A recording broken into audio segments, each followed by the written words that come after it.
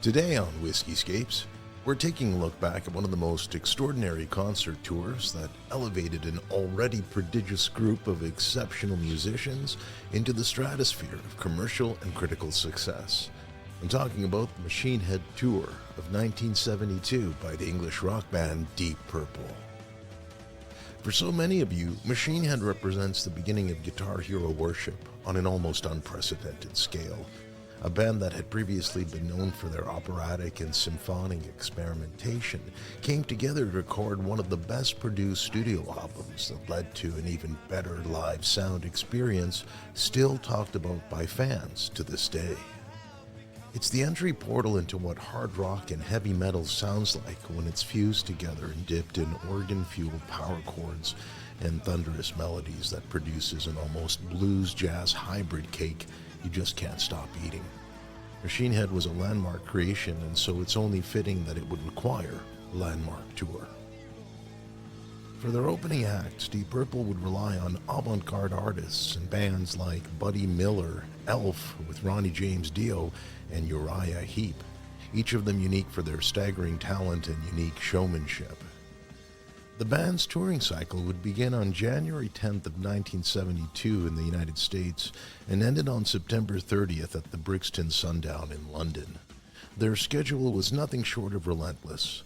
The North American leg alone featured 16 shows in 19 nights, including 5 consecutive dates to start the run.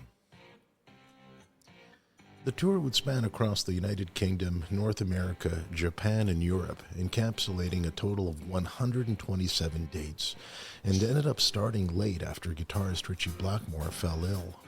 Nevertheless, the band rallied to support the March release of Machine Head that year and never looked back. During this particular tour, their blistering performance in London's Rainbow Theatre would earn them the title of World's Loudest Band in 1975 with the Guinness Book of World Records. Several fans fainted from the 117 record decibels that were thrown at them in one sitting, and their prowess across Europe would spread to all corners of the globe. Fans were now taking serious notice of the power and intensity of the group, especially during a time when they were being regularly compared to other heavyweights of the era, such as Black Sabbath and Led Zeppelin.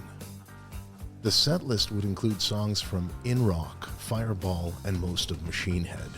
Audiences were getting their money's worth with the inclusion of the big hits like Highway Star, Child in Time, Lazy, and the original Black Knight. Ian Pace continued to demonstrate why he was one of rock's greatest drummers with his drum solos on the Mule and Space Truck, and was usually extended with nearly 20 minutes worth of solo and improvisation. For the Mark II lineup of this brotherhood, Deep Purple could do no wrong. Although past and future incarnations of the band would impress at various levels, this lineup would prove to be the most musically reliable and consistent version, resplendent with a talent level that could never be surpassed. Jonlord was at his melodic finest on the keys, while Iangillan served up a vocally kinetic and almost pyrotechnic feast for the ears. The steadiness of Rogerglover and Pace backbeat could rival any group of the era, and Ritchieblackmore remains the quintessential guitar hero whose magical riffs and exceptional tone surpass that of Jimmy Page or an Eric Clapton on most nights. In fact, during their Japan leg of the tour, their live performances, recorded over a 3-night period from August 15 to 17, while they played in Osaka and Tokyo, would end up becoming one of the greatest live rock albums ever made. Made in Japan would become a legendary testament to the Mark II lineup that carved itself into music history while taking the virgin ears of anyone who ever wondered what a live rock experience should really be like. It's a testament to the production quality of Made in Japan that a series of performances recorded over 50 years ago should be considered the gold standard. Constant touring would also push their profile in the United States, with Smoke on the Water entering the American Top 10 music charts in 1973, and by the end of the year, Deep Purple found themselves on top of the world, figuratively and literally at times. However, tensions in the band would prevent them from keeping this success together. Once the tour ended, the band recorded one more studio release together, the aptly named Who Do We Think We Are, which produced the hit single Woman from Tokyo.